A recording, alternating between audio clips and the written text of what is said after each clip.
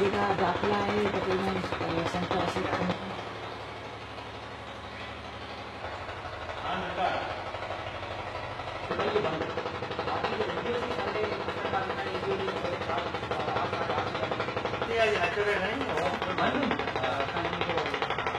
मैंने वोट लाजमी भरने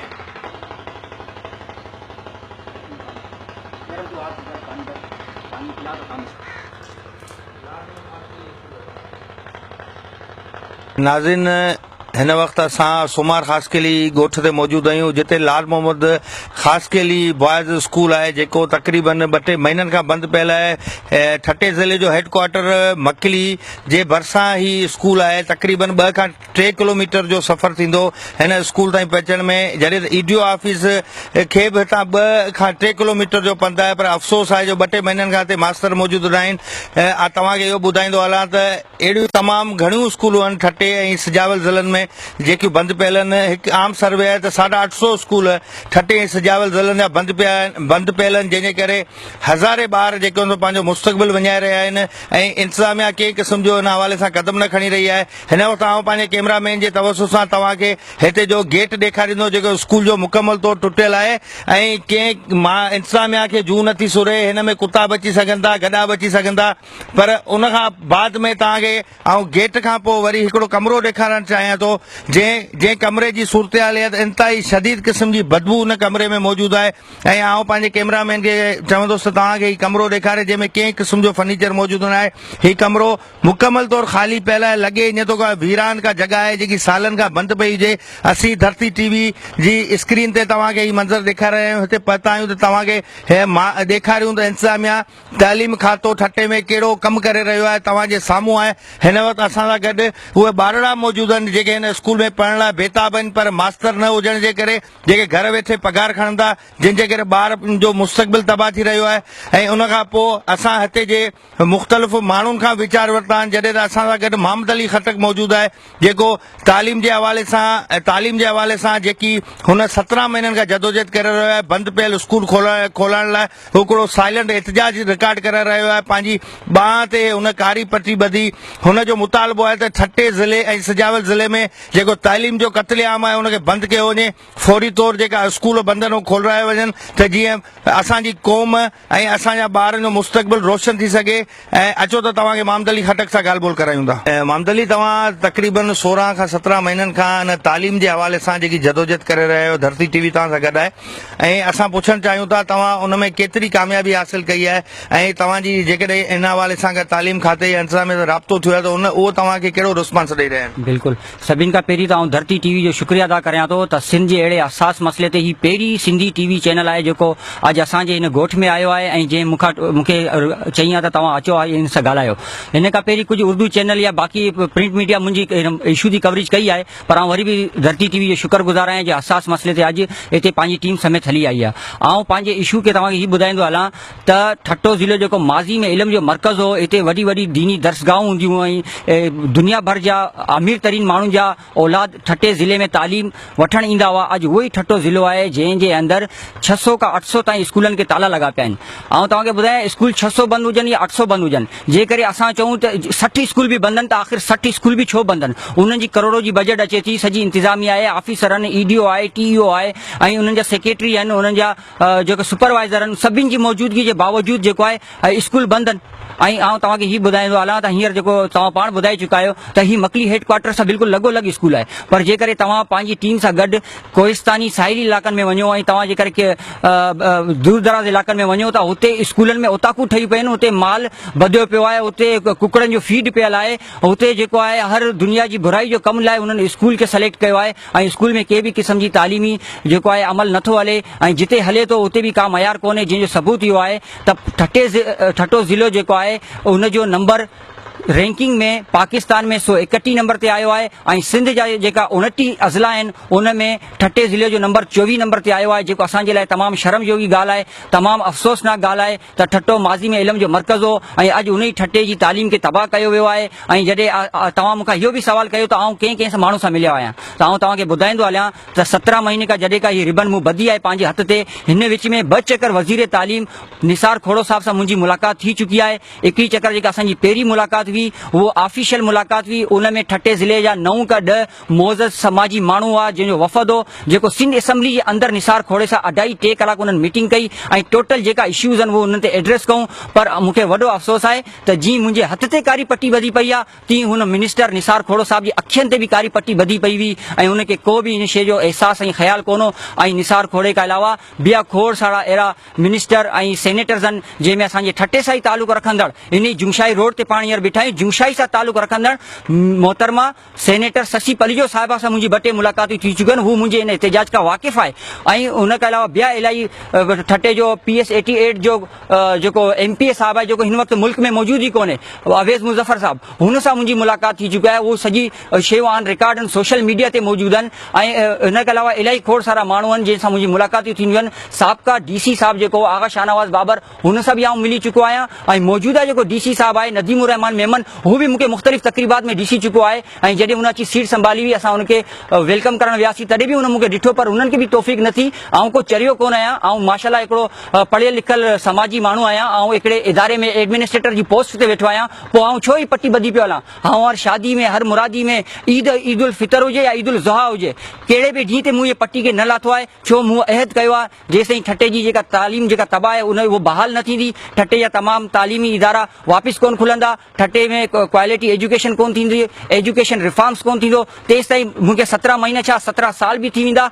ऐं आउं हीअ एहतजाज खे जारी रखंदुसि। ऐं हिन एहतजाज, इन साइलेंट एहतजाज जे दौरान मूंखे तकलीफ़ात बि इलाही आयूं आहिनि। मूंखे मुख़्तलिफ़ फोरम अहिड़ा हूंदा आहिनि जेके जिते मूंखे वञण में मुते पाबंदी लॻाई वई आहे। जीअं मुंहिंजे के अज़ीज़ अकारब या वेझे दोस्त जी शादी हूंदी आहे, उन शादी में आउं वञी नथो सघां, छो त शादी वारा जेका इंतिज़ामिया हूंदी आहे उहो सोचींदी आहे त यार ही माण्हू हिते शादी में पियो एहतजाज करे। पर अल्हम्दुलिल्लाह मूंखे वॾी ख़ुशी आहे त शादी में जॾहिं आउं वञी घोट सां बाकुर पाईंदो आहियां त उहो घोट बि उते वेठल शादी में मौजूदु माण्हुनि खे माइक ते बि हुन अनाउंसमेंट कयो त तव्हां हिन दोस्त खे वेलकम करियो, छो त ही माण्हू एतिरे महीननि खां सिंध जी तालीम जे लाइ जाकोड़े रहियो आहे। त हुन जे करे शादी में मौजूदु 600 खां 800 माण्हुनि खे मुंहिंजो पैगाम पुॼंदो आहे। पोइ हू माण्हू मूंसां राब्ता कंदा आहिनि, मूंखां मुंहिंजो कॉन्टेक्ट नंबर वठंदा आहिनि ऐं पंहिंजो नंबर मूंखे ॾींदा आहिनि ऐं पोइ पंहिंजे ॻोठनि में बंदि स्कूलनि में मूंखे विज़िट कराईंदा आहिनि। पोइ आउं मुख़्तलिफ़ वक़्तनि ते मुख़्तलिफ़ समाजी माण्हू, मुख़्तलिफ़ मीडिया जे चैनलनि खे उन्हनि ॻोठनि में वठी वेंदो आहियां। जीअं अॼु तव्हां हिते आया आहियो ऐं तव्हांजे करे मूंसां सॼे सिंध में वेंदा, त आउं सॼे सिंध में तव्हांखे बंदि स्कूल ॾेखारण लाइ तयारु आहियां। तव्हांजो इलाही शुक्रिया।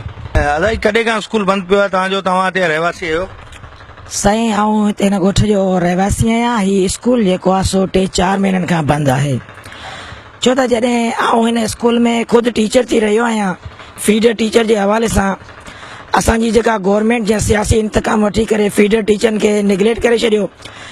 जंहिं वक़्त ताईं आउं होसि टीचर, सरकारी कुझु ॾींहं ईंदो हो ऐं आउं पंहिंजी पढ़ाई में मसरूफ़ हुउसि ऐं हिते जा ॿार काफ़ी तइलीम हासिल करे ॿियनि हाई स्कूल ताईं पहुता। पर मुंहिंजी मजबूरी हीअ थी जो मुंहिंजूं सैलरियूं बंदि कई वयूं ऐं उन खां पोइ ईअं थियो जो आउं कंहिं ॿिए पासे हलियो वियुसि के रोज़गार जे चकर में। उन्हनि ॾींहं खां वठी हीउ स्कूल जेको आहे सो तबाही ऐं बर्बादी जे रस्ते ते निकिरी पियो आहे। हाणे जेको आहे सो असां मोहम्मद अली खटक खे जस ॾियूं था त हुन इन मुहिम खे वधीक हलाइण जे लाइ असीं हुन सां ॻोठ वारा साथ ॾियूं था। असांजा ॿार बि हुन सां गॾु आहिनि। अॼु उहो असांखे जेकॾहिं रोडनि ते कढे थो, असीं रोडनि ते हलण लाइ तयारु आहियूं। जेकॾहिं कहिड़े बि मसइले ते असांखे घुराए पियो त असीं ॻोठाणा उन सां साथ ॾियण जे लाइ तयारु आहियूं। स्कूल पढ़ंदा आहियो? मास्टर कोन थो अचे, 2-3 महीननि खां असीं ख़ाली वेठा आहियूं। असीं ख़ाली 9 महिल हलियो था वञूं, पोइ असांजे मास्टर को कोन था अचे, असीं वियो ख़ाली हलिया वञूं। सॼे 6 में ईअं हिकु बार असांखे किथे बि कोन थो मास्टर सही मिले थी असीं पढ़ूं। असां इहो ई असां चयो त असांजे मास्टर ॾियो त असीं रोड ब्लॉक कंदासीं, गाॾी खे पथराणी, गाॾियुनि जा शीशा बने, न त असांजे मास्टर ॾियो। स्कूल पढ़ंदा? मास्टर असां कोन थो मिले। छो किॾां वियो मास्टर तव्हां? मास्टर अचे वो गुटखा खाए वञे थो। पढ़ाई कोन थो? न। छाजे करे? छाजे करे गुटखा खायो ऐं असूं चूं था असांखे मास्टर खपे त असूं पढ़ूं। पगार कोन थो खणे? छो नथो अचे? पुछोसि नथा? पगार खणे थो, पढ़ाई समझदो कोन थो, अचे थो रुॻो वेह वञे थो। स्कूल पढ़ंदा आहियो? हा। मास्टर ईंदो आहे? न छो? ईंदो आहे रुॻो गुटखा पान खायो वञे थो, पोइ अचे ई कोन। घणा महीननि खां कोन आयो आहे? महीनो खनि थियो आहे कोन अचे। हिकिड़ो मास्टर आयो, 2 ॾींहं आयो, पोइ वरी वियो लो कोन। न कोन था पढ़ाइनि। अचो रांदि, ॻोठ वारा गुटखा पान खायो, छोकिरा ॿिया वञनि ला, पोइ असूं रांदि कुॾी पोइ वञूं ला घर। गॾु ठटे जो सीनियर सहाफ़ी शबीर भट्टी मौजूदु आहे। अचो हुन खां पुछूं था त ठटे जी तालीमी सूरत हाल कहिड़ी आहे। मोहम्मद अली खटक जेकी 17 महीननि खां जदोजहद करे रहियो आहे उहा कीअं कामयाबु थी सघंदी। सबका पहिरीं धरती टीवी जी हिन टीम खे मुबारकबाद ॾियां थो जंहिं हिन नाज़ुक ऐं अहम इशूज़ ते ऐं पंहिंजी स्टोरी ठाहे रहियो आहे। ठट्टो हिकिड़ी सिंध जी शानदार तारीख़ ऐं तहज़ीब रखंदड़ माज़ी जो शानदार हिकिड़ो शहर रहियो आहे। ठट्टो तइलीम इल्म अदब जे हवाले सां हिकिड़ी पंहिंजी शानदार तारीख़ ऐं तहज़ीब रखे थो।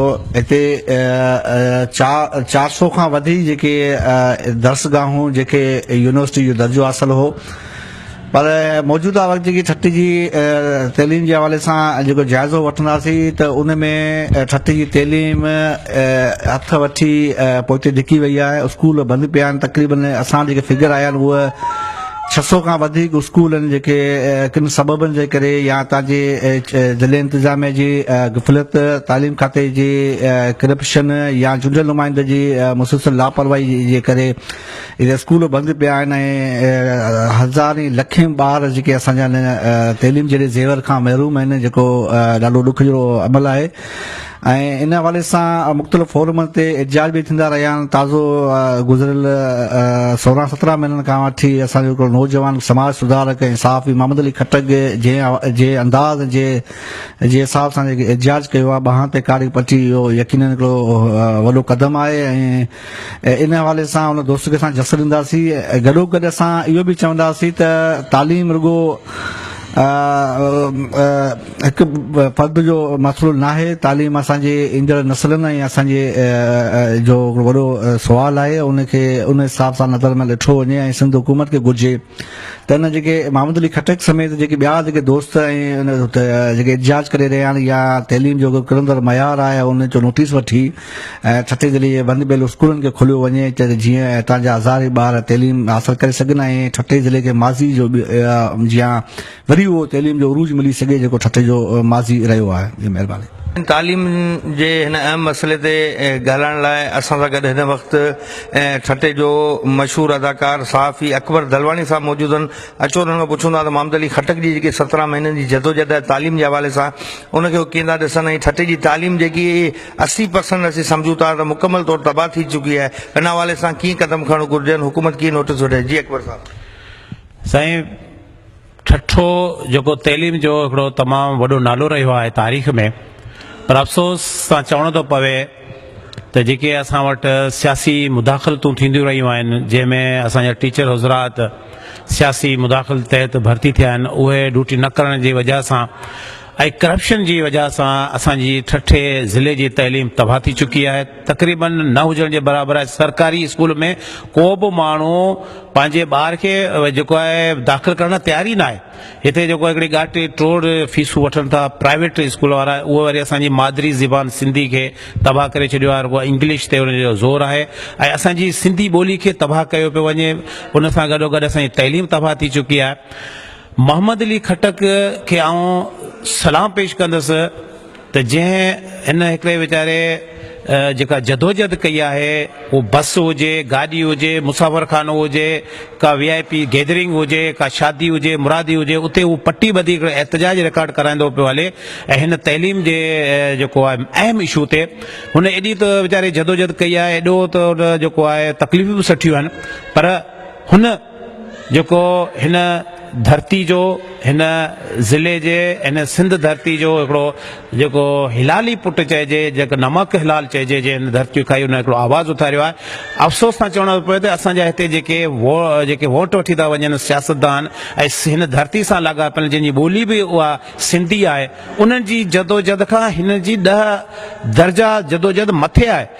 उन्हनि खे शर्म अचणु घुरिजे त असां चूंडियल नुमाइंदा आहियूं, असांजी ही धरती आहे, असांजो नस्ल तबाह पियो थिए। जंहिं क़ौम वटि तइलीम न आहे उहा क़ौम तबाह ऐं बर्बाद थी वेंदी आहे।